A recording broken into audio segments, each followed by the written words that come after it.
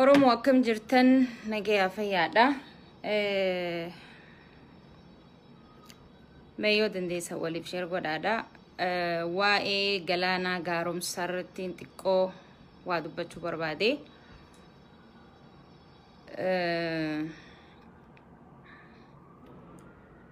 Galaanaa gaaromsaa Haacaaluu Hundeessaa akkatti du'e ni beekaa gabbee dubbachuu qabaa jettanii warri asirraa dibbee afuufaa jirtanii jira jechuudha. Warri galaanaa gaaromsaa du'a Haacaaluu Hundeessaa ni beekaa gabbee dubbachuu qaba jettanii Facebook kanarraa walitti hafarsaa jirtan isiniifuu bilisiginnaadha. Dabballoota bilisiginnaa galaanaa gaaromsaa Haacaaluu Hundeessaa gizee du'u bakka san hin jiru. Dhugaan jirtu tana galaanaa gaaromsaa itti bilbilamee bakki inni itti Haacaaluu itti dhaqee hospitaalatti itti dhaqe. Hospitaalatti isaa fi nama waliin jiru jira. Namni galaanaa gaaromsatti dhaqee ijoollee biraa eenyu namni bakka Haacaaluu Hundeessaa itti du'etti dhaqee ijoollee biraati. Ijoolleen gizee dhayxu Haacaaluu lubbuun isaa already keessan jirtu baatee jirti jaran. Yoo bakka san jiraate yoo galaanaa gaaromsaa yoo Haacaaluu Hundeessaa mistiratti hime yoo bakka san jiraate isin Haacaaluu ajjeese eenyu galaanaa gaaromsaa gabbee dhugaa haa dubbatu jettan eenyu. Eenyuuf galaanaan gabbee dhugaa hima. Dhugaatamtu biyya san keessa jira. Galaanaan Haacaaluun eega inni du'ee lubbuun baatee hospitaalatti itti dhaqe. Dhugaan jirtu tana. Yoo bira jiraatee abaluun najjeese yoo jee Haacaaluun itti hime gabbee akka isin himu feetanii. Mootummaa kamii jira? Eenyu mootummaan ifiif Haacaaluu ajjeese ifiif diraamaa dalagu jira. Gabbee wanni galaanaan isin himu takka illee hin jirtu. Dhageessanii galaanaas ajjeesuu feetamoo moo gabbaa dubbadhaa akkas ta'a akkana ta'e galaanaan gabbee dhugaa dubbachuu qabeettanii isaas ajjeesuu feetanii. Yeroo hunda boo'uudha nuti si galee hojiin keenya boo'uudha. Mucaan kun gabbeetiin dhugaa dubbadha yoo jee opiidoon ni ajjeefti. Bilbilli galaanaa gaaromsaa already xalafamee jira. Dhugaa jirtu baruu yoo barbaadan jechuu. Galaanaan sa'a Haacaaluun du'u bakka san hin jiru. Ijoolleen bira dhayxe ijoollee biraati. Itti bilbilan hospitaala dhaqe jaaniin hospitaala dhaqe sa'a inni dhaqu Haacaaluun lubbuun keessan jirtu. Ijoolleen lameen bakka san silaa itti dhayxee'u sa'a isaan dhaqan lubbuun Haacaaluu Hundeessaa baatee jirti. Hin jirtu jechuu Haacaaluun du'ee jira sa'a sanitti. Galaanaan ni beekaa gabbee haa dubbatu. Galaanaan ni beekaa akkana haa ta'u. Galaanaan waan akkasii akkana haa godhu. Yes, Jawaar Mohammad Shimallis Abdiisaatii fi Taakkala Uumaatu hiisise. Shira xaxanii hiisisan. Sa'a shirri xaxamee hidhamsan bilbilli bilbilamee ture galaanaa gaaromsatti. Akka if duuba reeffa fuudhanii deebi'an galaanaa gaaromsatti himame. Namni itti dawwalee eenyu Shimallis Abdiisaatii fi Taakkala Uumaati. Shira Jawaar faarratti Taakkala Uumaatiif fi Shimallis Abdiisaatii jechuu. Galaana bilbilanii reeffi Haacaaluu haa deebi'uu Finfinneetti awwaalamuu warri jee isaan lameen. Galaanaan gabbee kana nutis ni beeynaar. Kana isinis ni beeytan. Galaanaan gabbee akkasii Shimallisii fi wannaatu Shimallisii fi Taakkala Uumaa dawwalee deebi'aa nuun jee yoo jee galaanaa gaaromsaa ni du'a. Akka du'u ifatti beekamaadha. Akka isaan dawwalanii deebisan reeffa nama hundaa beeka nama hundaa achi jira dubbataa jiran warri achi jiru OMN irratti illee yaada kannuu ture. Dirqama galaanaan gabbee dubbachuu qabaa.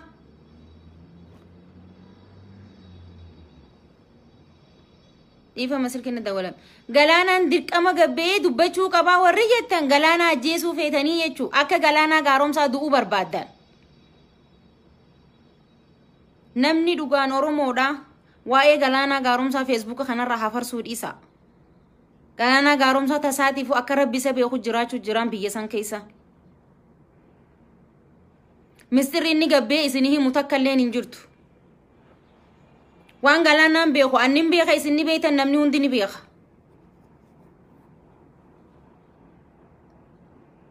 Galaanaan gabbee himuu qaba, galaanaan akkas ta'uu qaba, galaanaan waan akkaataa Haacaaluun itti du'e ni beeka. Dhiiroo akkamii yaanna? Karaa bilisiginnaan itti oofaa jirtu, karaa bilisiginnaan qabsoo Oromoo itti oofaa jirtu osoo agartanii Facebook irraa olola wal jalaa buttanii Galaanaa Gaaromsaa irratti duula hin banina. Galaanaa Gaaromsaa tasaatiifuu gubachaa jiraachuu jira. Gabbee waan takka dubbachuu hin danda'u. Silkiin isaa xalafamtee jirti mucaa kana. Yoo eenyutti moo mootummaan inni itti himu kami? Eenyutti dubbata? Mootummaan shiraxatee mucaa kana Haacaaluu nyaate mootummaa bilisiginnaati, mootummaa naftanyaati. Kana osoo beeknu Galaanaa balaaleffachuun maaliif barbaachise? Mucaan kun bakka san hin jiru. Itti dawwalamee hospitaala dhaqe. Jarra nama lamaatuutu itti dhaqe Haacaaluu gisee inni du'u. Ijoollee saahibbootan isaa tabira hogga isaan dhaqanuu lubbuun isaa baatee jirti mucaa san. Galaanaan hospitaala dhaqee jechuun waan takka waan beeku hin qabu. Reeffa isaa ka fuudhamee karaa Amboo deemaa jiru akka reeffi deebi'u namni godhe Taakkala Uumaatiif fi Shimallis Abdiisaati. Kana isin ilaarraan beektanii ani hin beeku namuu ni beeka kan. Shira xaxanii Jawaar faa hidhuudhaaf jechuudha. Galaanaan gabbee Jawaar faa hidhuudhaaf isaan tu'ee waan kana godhee Jawaarii miti namni reeffa keessa harka qabu yoo jee sakandii takkan bulu ni hidhama. Guyyoo waaree maaliif hidhame waan OMN irra gabbee dhugaa jirtu himee fi mi'a dhufanii qaban barbaadanii. Gizee takka karaa qabsoon teessan itti deemtu hin wallaalina. Diinni as keessa taa'eeti isin keessa taa'eeti waliin nu dha'aa jira. Akka Oromoo walafaan deebitu barbaadan bilisiginnaan. Oromoo walafaan deebitee akkana maarree Galaanaa nyaatee ni beeka Galaanaan isaanii wajjin jira maarree akka jaamee namni tokko kadhala Oromoo ta'e saahibbootan Haacaaluu Hundeessaa waan Haacaaluu Hundeessaa irra dalagame Rabbii tokkichaa fi warra bilisiginnaa malee ijoolleen saahiba isaa tabeeytu hin jirtu.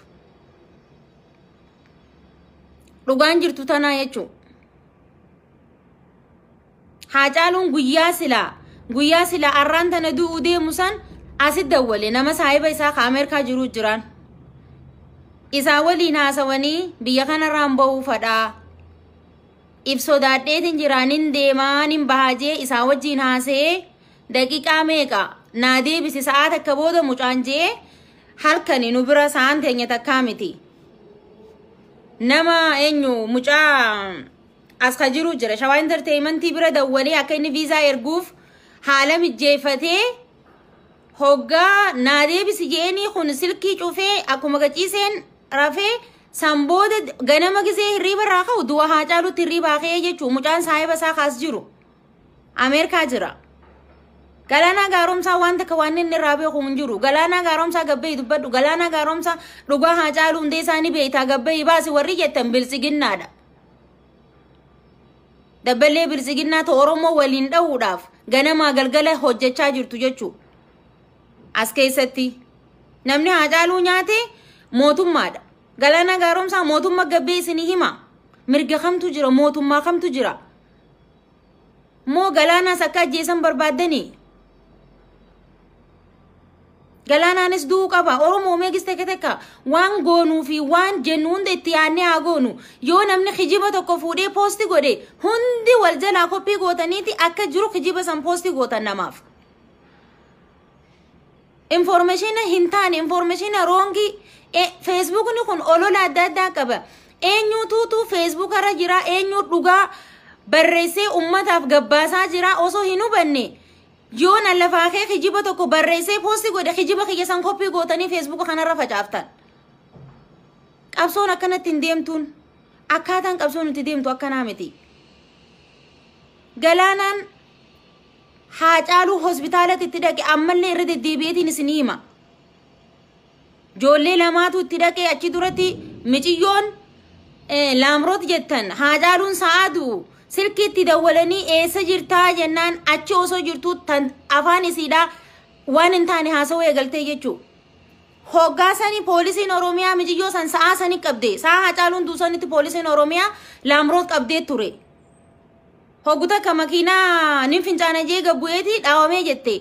Hogguta ka ammoo anaatu nin fincaana makiinaa naa dhaabi jeeni namni dhufee dhee jette. Afaan meeqa dubbattee poolisiin Oromiyaa geessuma san qabee jechuu Laamroot.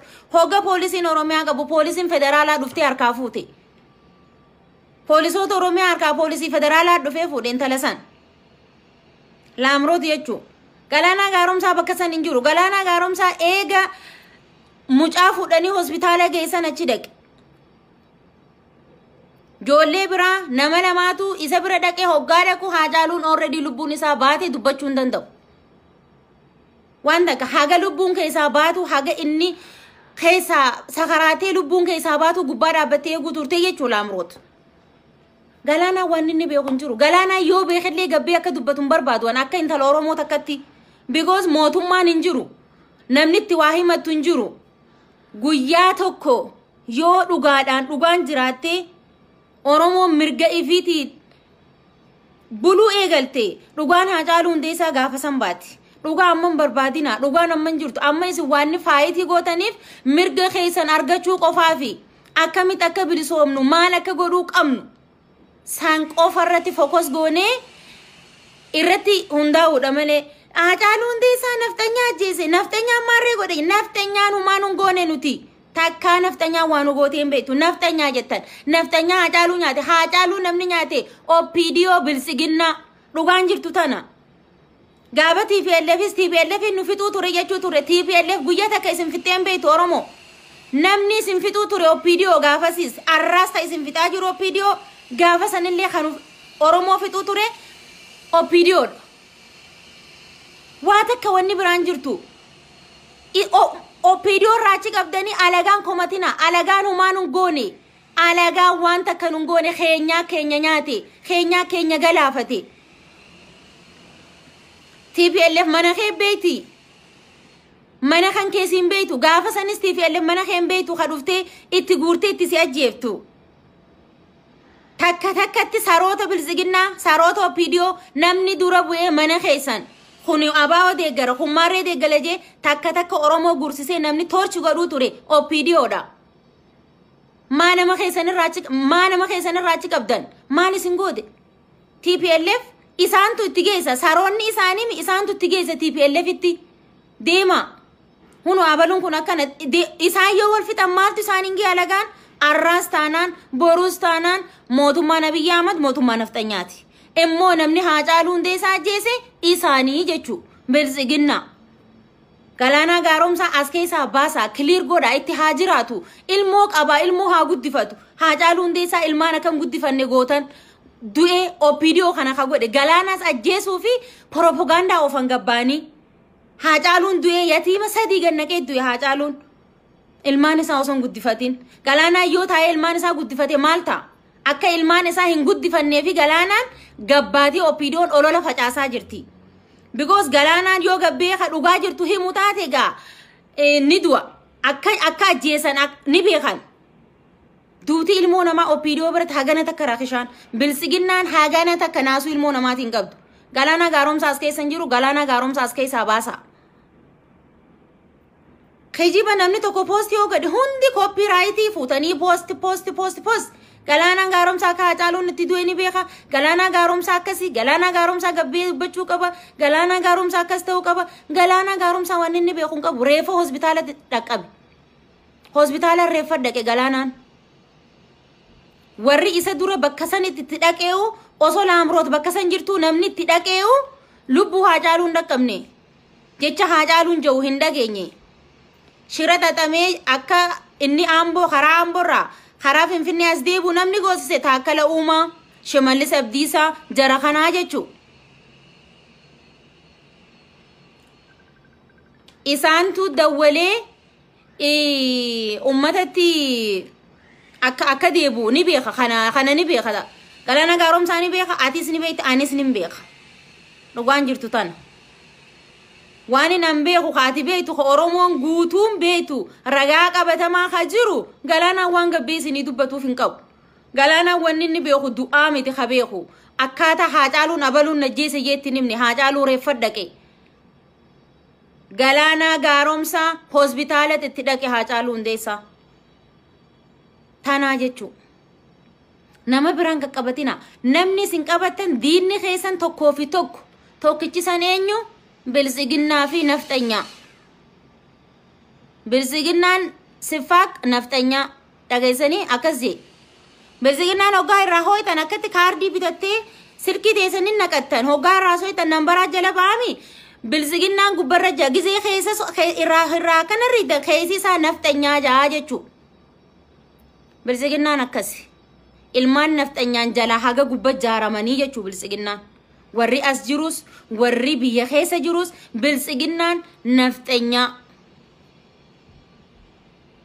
Taakala Uumaa Shimallis Abdiisaa namni Haacaaluu Hundeessaa nyaate namni akka Haacaaluu du'a Haacaaluu Hundeessaa dhibbatti irra dalagiisaan taayyee jara kanaa jechuu maal goote nafxanyaan bira ifi Haacaaluu ajjeesanii ifi waan dilasan Oromiyaa keessa balleessaniiti Oromoon ummataa hojii jiraachuu hin dandeessu Oromoon akkana huno waan akkana jirti Oromoon akkana nama godhaa jirti Tigale kana wanni isaan oofu jiran propagandaan Galaanaa gaaromsaa Oromoo Rabbii Khaaliqa yoo sodaatan Galaanaa gaaromsaa dhiisa Galaanaa gaaromsaa wanta kirraa quban qabu mucaa silkiin isaa xalafamtee jirti nama hojii haasa'uu hin danda'u tasaatiifu hokkee gubbaa dhaabbatanii jiran bilisiginnaan Galaanaa gaaromsaa hokkee gubbaa dhaabbattee jirti sodaa addaa keessa jira mucaan Galaanaa gaaromsaa soo kanaafuu Waa'ee Galaanaa gaaromsaadha lafa kaalaan attention isin hatuudhaaf akka isin isaan irratti hin qabsoofne akka Oromoon gurra takka taatee bilisiginna irratti hin qabsoofne as garagalanii Galaanaatu kana godhee barreeffama tokko barreessaniiti isinii maxxansanii Haacaaluun ni beeka nama Galaanaan maarree akkaataa Haacaaluun tuddee Galaanaan ni beeka jaanii nuti asii Facebook irraa hooy Galaanaan ni beekaa gabbee maan dubbanne jennee dibbeetumna attention keenya hatuudhaaf akka nuti isaan diinni keenya ummata bilisiginnaa taa'uu keenya akka nuti beeknee irratti hin qabsoofnee fi as garagalanii waa'ee Galaanaa gaaromsaa barreessanii poostii isinii godhan. Galaanaa gaaromsaa silkiin isaa xalafamteeti nama takkaa wajji wal arguu hin danda'u. Akka hokkerra dhaabbattee jirti. Hokkerra bilisiginnaan. Shimallis Abdiisaatii fi Taakala Uumaa shira xaxamee akkaataa Jawaar Maammafaan itti hidhaman namni qopheesse namni Geema taphate namni qumaara taphate Taakala Uumaatii fi Shimallis Abdiisaati. Ajaja Abiyyi Ahmad kiiloo 4 keessaa gad dabarsuun jechuu. Wal sobuun gaarii mitiin dhugaan jirtu tana. Dhugaa jirtu walitti maatii fuuldura deemaa if duuban deebiina akka dinnichaa qofa kadachii keessa gagguddatu. Akka dinnichatti if duuban deebiina if dura deemaa diinni keenya tokkoo fi tokko bilisiginna. Oromoo gandaan wali buusuuf Oromoo kutaa wali buusuudhaaf. Bilisiginnaan qarshii kuma meeqa kafalteeti joollee naannaa Finfinnee jirtu akka jirtutti joollee sila jajjabdu jaan warra maallaqa hin fudhannu jee hidha guuraniiti warra maallaqa kannaniif karaa sabbataa sulultaa joollee qeeroo jajjabdu wanna qabdu maallaqaan bitanii akka Haacaaluu Shaneen ajjeeste haasawaa jaanii ummata keessa gallakkisanii ummanni irratti gizee naqqa'u as gara achi baafatanii Finfinnee keessa taa'anii ciqilfatanii qamaa jiran maallaqa bilisiginnaan baastuun bilisiginnaan ummata bitaa jirti biyya keessa furadhaa maallaqa garuu mirga keessan hin irraanfatina qabsoo teessan huddu duubatti hin deebiina bilisiginnaan diina Oromoo guddaa Haacaaluu Hundeessaa nafxanyaan arraas boruus fuulduras diina Oromooti jeemi bilisiginnaan arraas boruus fuuldurallee diinni Oromoo guddaan bilisiginnaa ummata diqaalaa warra jaartiin isaanii Amaara warra haati isaanii Amaara warra takka abbaan isaanii Amaara warra dhiiga Oromummaa hin qabne jechuu bilisiginnaa jechuun Qumaara amata soddoma dura Mallas Zeenaawiin taphachuu ture arra isaan ummata Oromoo qaroo Oromoo gubbatti taphachaa jiran. Galaanaa guyyoo waariyoo waan hin taane maaree godhe jaanii hijiboofanii guyyoo gabbee dhugaa jirtu baasnaanii guyyoo qabanii hidhan. Amma Galaanaa gaaromsaa ni beeka akkaataa Haacaaluu Hundeessaa itti du'ee ja'anii yeroo isaan kana gabbee haa dubbatu yaani hogganni gabbee dubbate hijiba dubbate yaani kanaas fudhanii hidha darbanii afaan cufuudhaaf ma hafuura baafataadhaaf shira isinirra dalagamu firraa bara waan namni tokko barreessee post isinii godhe namni kun eenyu namni kun diinamoo alagaadha osoo addaan hin baafanne koppii walirraa fuutanii waan namni barreesse maxxansinaa Facebook irratti eenyu namni barreesse san namni waa'ee galaana gaaromsaa barreessee maxxanse eenyu ja'a ofirraa bara. Waa'ee galaana gaaromsaa eenyu barreessee eenyutu wanni jee jaati ifirraa addaan baafadhaati akkasitti waan gootan godha. Malee ustaniituma galaana gaaromsaa haa gabba'ee maarree jiru galaana gaaromsaa akka Haacaaluun itti du'e ni beeka. Galaana gaaromsaa akkas hin jeeyina. Wanni isin godhuu qabdan diinni Oromoo guddaan bilisiginnaa fi bilisiginnaa nama biraan qabdu Oromoon diina. Bilisiginnaa hudduun hanga buqqisnutti if duuban deebitu Oromoon. Amma durallee jeetiin jira bilisiginnaan Oromoon miliyeena 50 raa bilisiginnaan 40 yoo fitte kudhanni gahaa jenne yoo bilisummaa argate. Nu burjaajeessuudhaaf Oromoo wal afaan deebisuuf waan hin taane nu godhuuf akka nuti afaan tokko taanee dubbannee hin qabsoofne nu godhuudhaaf guyyarraa wanni adda addaa nutti fidanii information haarawaan nu gabbaan information haarawaan hogguta kamaale hogguta namichi taayee danda'a jettan san dhuguma ummata kanaa biyyaan deema ummanni biyya bulchu ummatuma kanaa dhugumatti maal jaa guyyoon guyyaa intervii Haacaaluu godhu du'a yaammatee maali du'uuf deemta waan dhaammattu ni qabdaa jee dhaammachiisee jee dubbate jaran rabbii jaa mucaan intervii godhe gaafa amma dura wanni irratti bahee inni wallise geerere keessatti guyyaa achi dhuftee geeraruu deemtu san dhaamsa dhaammattee ja'anii yoon du'ellee hin beeku jettee dhaamsa dhaammattee ja'anii jeeti intervii gaafate moo afaan Oromoo ka bilisiginnaan beektuu fi afaan Oromoo kan nuti beeknu kun afaan garagaraati moo afaanuma tokko dhiiroo afaan isaan afaan nu wajjiin afaan addaa qabdi bilisiginnaan tun kijiba hin jirre afuufu bilisiginnaa dhageessanii if duuban deebina bilisiginnaa dhageessanii qabsoo teessanuu duubatti hin deebisin akka qabsoon Oromoo duubatti deebitu feeti bilisiginnaan. Amma dubbii Haacaaluudhaa oofanii shanee geessanii eessa geessanii bakka meeqa geessaniiti faayinalii galaana gaaromsa gad deebisuu deeman. Galaana gaaromsaanii beeka bakka san jira saa Haacaaluun osoo Haacaaluun isa waan hunda himee du'e. Haacaaluun du'uuf hin deema jee galaana gaaromsatti waa hima. Mucaa lubbuun baatee hospitaalatti itti dhaqe akkamitti akka yaadan hin beeku ummanni kun akkamitti akka yaadan garuu isin warri Facebook irra jirtan wal jalaa fuutanii ayee akkas galaanaan gabbee dubbachuu qaba galaanaan akkana ta'uu qaba galaanaan akkas ta'uu qaba galaanaan yoo gabbu'e ni du'a yoo jechi takka afaan isaatii bahe galaanaan karaan isaa karaa Haacaaluu Hundeessaati ni du'a galaanaa gaaromsaatis ni ajjeesti bilisiginnaan. Kanaafuu shira taayyeen faan xaxan. Shira taakala uumaa tate shira Shimallis Abdiisaa tateeni Jawaar Mohammad hidhaman dhugaan jirtu tana silkii dawwalan galaana gaaromsatti Haacaaluun haa deebi'u karaa Finfinnee jedhanii deebisan hogga deebisan dhufeeti eenyu namicha kana narraa hima mucaa Finfinnee kana taakala uumaa dhufeeti Jawaar Mohammad ambulaansii yaama jeeni biraa gabbahee wanni itti erge waraana federaalaatti erge Jawaar qabaajeen kun isinii fidi as jira deemaa qabaajee namni itti erge taakala uumaatiif Shimallis Abdiisaati. Hasilkiin itti dawwalamee Finfinneetti Haacaaluu awwaallaati akka Haacaaluun deebi'u namni silkiin ja'amee ittiin dawwalame wanni dha eenyu galaana gaaromsaati galaana gaaromsaa shira isaan xaxan kana hin beekuu jechuu mucaa awwaaluuf deemanii Finfinneetti awwaalamuu ja'anii jeeti waliin deebi'e.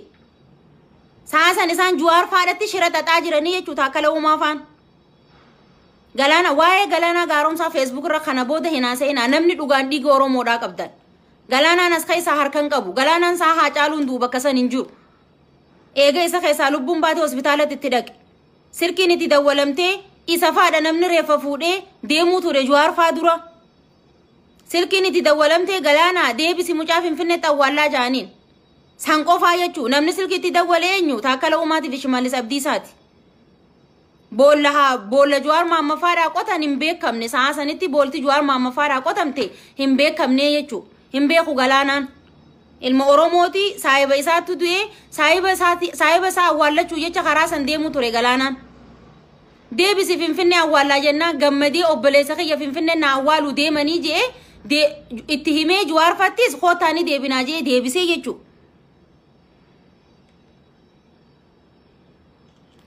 Kotaani deebinaa jee deebise. Deebi'ee mucaan eega inni deebi'ee booda shira xaxanii Jawaar Maammafaa qaban. Kala uumaatiif Shimallis Abdiisaa kana godhe wanni jiraatana Oromoo jee gabbee yoo kun dubbatu taate karaa guyyoo waariyoonni hidhama takkaanni du'a Galaanaa Gaaromsaa. So kanaafu waan toopika bilisiginnaan Facebook irratti isinii barreessitu wal jalaa fuutanii Oromoo walirratti hin duulina.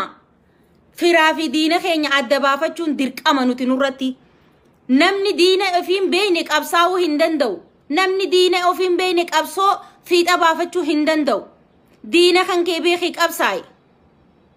Kaadiroonni bilisiginnaadhaa warri maalleen kafalamee fi biyya alaatii fi biyya adda addaa keessa jiru toopika barreessanii isinii gabbaasan. Akka isin waa'ee Haacaaluu Hundeessaa irraanfatan. Akka isin waa'ee hayyootan keenya ka hidhaa keessatti gidirfamaa jiru akka isin irraanfattaniif ganamaa galgala isinirra dalagu jirti bilisiginnaan. Ganamaa galgala dalagaa jirti jechuudha. Maaliif shirri kun deemaa? Maaliif wanni kun barreeffamee gabbaha? Maaliif namni waan kana godhaa jettanii ifirraa laaluun dirqama nurratti. Dirqama nurra jira. Diina keessan adda baafadha. Osoo diina keessan addaan hin baafanne gabbaatanii waan haasa'ina. Nama waa poosti godhu eenyu namni kun? Eenyu eessaa dhufe information kun? Waan akkami jettanii addaan baafatanii sanbooda dubbachuun gaarii. Taakkala Uumaa, Shimallis Abdiisaa, diina Oromoo number 1 Abiyyi Ahmed. Jarri sadeen kun eenyu namicha hummoo kana ama namni fokkotaan hin qaanfatu jette Oromoon. Kiyyaa kana himaana raaboo rabbi jaamaqaa isaa.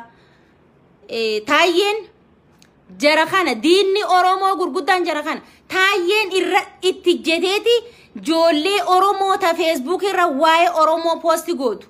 Nama Jawaar Maammad jaalatu akka jiru wali qabee hidha guuru jira. Kana namni irra dalagaa jiru taayyee danda'ati.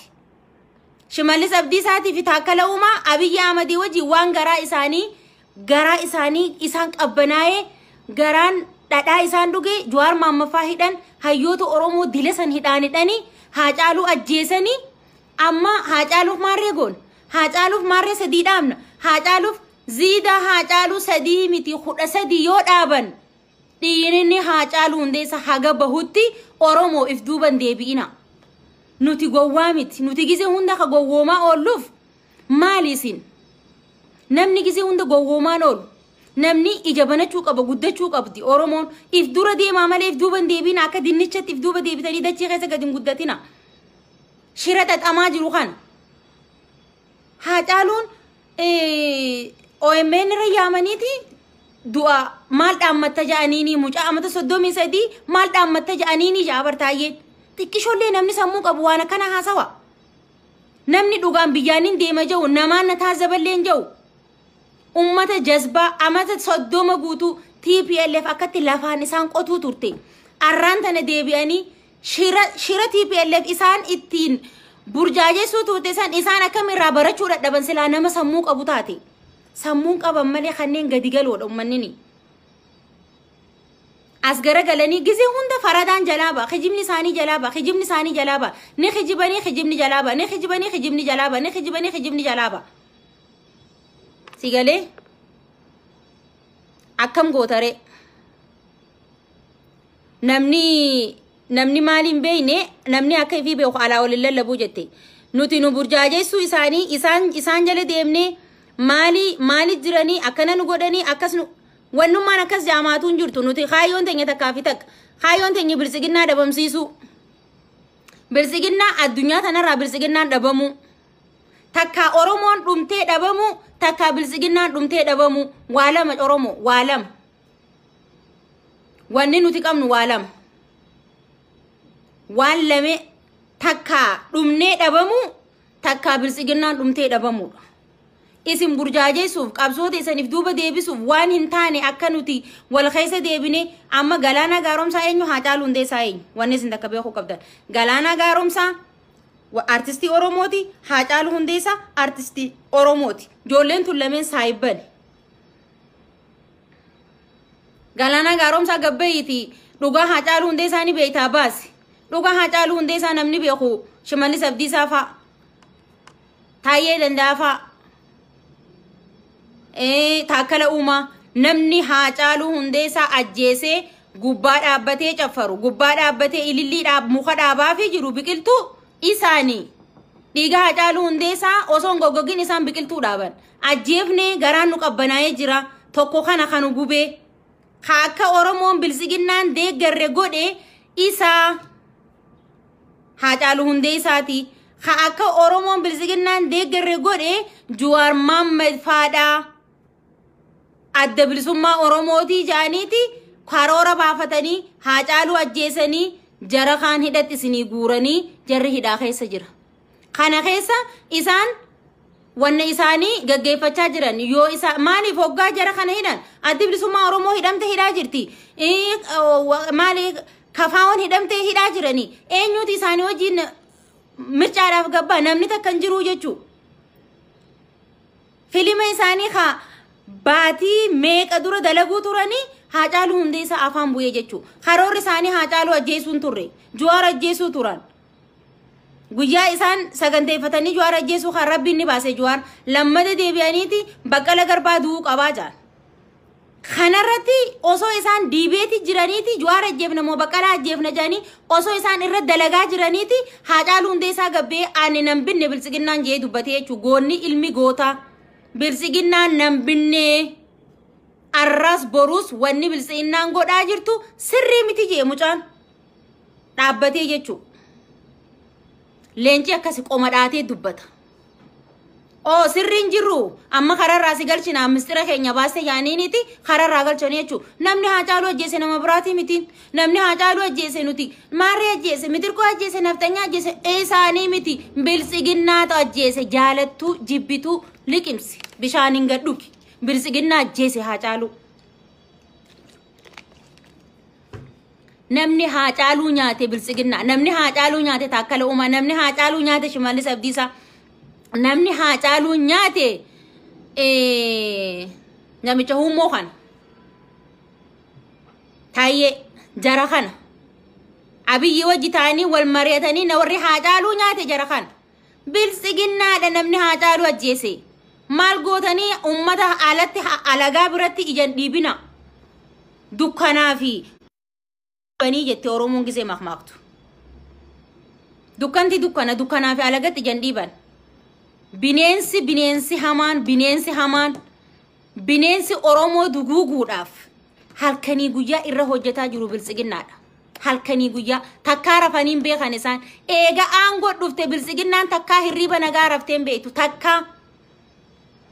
Akkamitti Oromoon tun akkamin nu jala yaane akkamin nu deeggarre nuti nama amata 28 guutuu dhiiga Oromoodhaa dhugaa ture dhiiga Oromoo xuuxuu ture dhiiga Oromoo nyaachuu ture. Namni akkamitti obboleessa ifi foon jiraa gizee nyaatan foon jiraa muranii namni obboleessa ifi mixmixaan tuqatee ni nyaata.